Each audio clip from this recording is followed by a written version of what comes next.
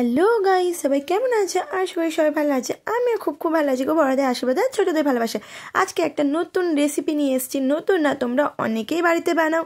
এইটা হচ্ছে দলদলে মাছ বা লটিয়া মাছ। লটিয়া মাছের রসা করব। কিভাবে করব তোমরা দেখতে থাকো। দেখো, মাছগুলো আমি কিন্তু ধুয়ে আগের দিনে পরিষ্কার করে ফ্রিজে রেখেছিলাম। আর আমার যেহেতু আগের দিনে কিনে নিয়ে আসা হয়েছিল, আর তারপর দেখো জল কত বেরিয়েছে। আমি সেই মাছটা আবার দেখো ভালোভাবে তুলে নিলাম, জলটা পুরো নিংড়ে শুকনো করে।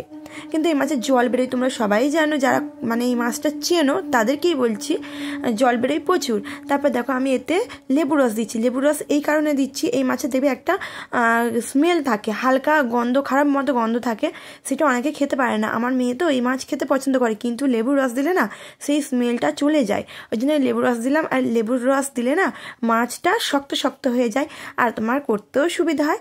তারপর দেখো একে একে সব কিছু পরিমাণ মতো দিচ্ছি, বেশি কিছুই লাগে না এই মাছটা রান্না করতে। এতে অল্প উপকরণ দিয়ে তাড়াতাড়ি ঝটপটে রান্না করা হয়ে যায়। তুমি গরম গরম ভাতে, শুকনো ভাতে খেয়ে দেখবে হেভি খেতে, হেভি খেতে। আর এই মাছটা আমি যেদিন রান্না করেছিলাম না, সেদিনকে আমরা এই মাছ দিয়ে ভাত খেয়েছি, আর আদার্স কোনো তরকারি লাগে না আমাদের। আর তোমাদের বাড়িতে যেমন পরিমাণ পরিবারের লোক আছে সেই মতো মাছ নেবে, সেই মতো সব কিছু মশলা দিও।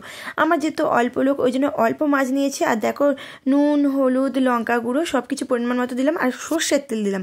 এতে অবশ্যই তোমরা সর্ষের তেল ইউজ করবে। সর্ষের তেল ইউজ করলে না খেতে যে কোনো মাছ দুর্দান্ত হয়, অপূর্ব হয়, অসাধারণ হয়, জাস্ট জমে যায়, জমে যায়। মানে কি বলি, একদম দেবে দিলেই জমে ক্ষীর এরকম হয়ে যায়। দই বলে না জমে ক্ষীর, সেরকম। দেখো এখানে পেঁয়াজ আমি দেখো বেশি একদম সরু সরু করে কাটিনি, একটু মোটা মোটা সাইজে রেখেছি।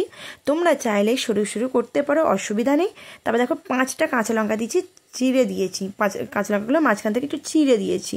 আর এখানে দেখো কাঁচা লঙ্কা, গুঁড়ো লঙ্কা 2 দিলাম, এই কারণে স্বাদটা সুন্দর হওয়ার জন্য, মানে স্বাদটা ভালো হয় 2টো লঙ্কা অ্যাড করলে। তারপর দেখো গন্ধ পাতা, টমেটম দিয়ে দিলাম। তারপরে আদা রসুন, ওটা আমার বাটা ছিল, আমি শিলনোড়াতে বেটেছি। তোমরা সবাই জানো আমি শিলনোড়ায় বাটি, ওই জন্য। আর কথার মাঝখানে ভুল হতে পারে। আর এখনও বলছি, যারা আমার চ্যানেলটি এখনও সাবস্ক্রাইব করো প্লিজ সাবস্ক্রাইব করে দিও।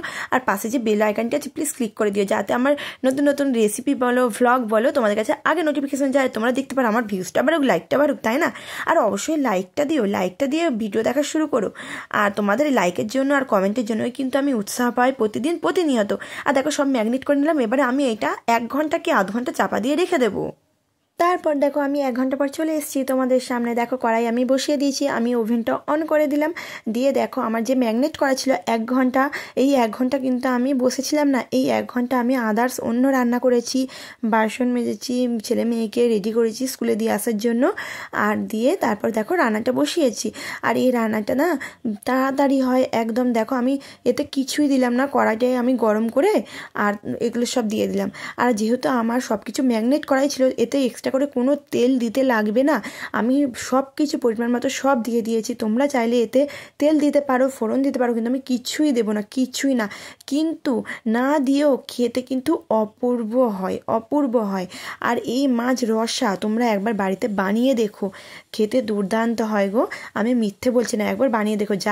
যারা এই মাছ এখনো পর্যন্ত খাওনি তাদেরকে বলছি, বাজার থেকে কিনে নিয়ে এসে একবার এইভাবে রান্না করে দেখো, হাত চেটে খাবে, আঙুল পর্যন্ত খেয়ে নেবে চুষে, বুঝলে? আর সবাইকে বলছি, আমি কিন্তু তুমি করেই বলি, আমি নিজের ভাবি বলে তুমি করেই বলি। আর কেউ কিন্তু খারাপ মাইন্ডে নিও না। আর এখনও পর্যন্ত যারা আমার ভিডিওতে লাইক করোনি প্লিজ লাইক করে দাও, আর শেয়ার যারা করোনি শেয়ার করে দিও।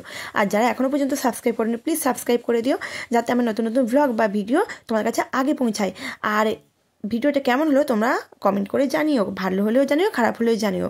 আর পরবর্তী কোনো নতুন ব্লগ বা কোনো নতুন রেসিপি নিয়ে হাজির হচ্ছি তোমাদের সামনে। আর তোমরা ততক্ষণে সাবধানে থাকবে, সুস্থ থাকবে আমার মহাদেবের কৃপায়। আর এটা তোমাদের কাছে আমি অনুরোধ করি। আর দেখো কেমন হয়েছে, দেখো খুব সুন্দর হয়েছে না? দেখতে কিন্তু খুব ভালো, আর খেতেও কিন্তু ভালো হয়েছিল। সবাই ভালো থাকবে, সুস্থ থাকবে। হর হর মহাদেব, টাটা।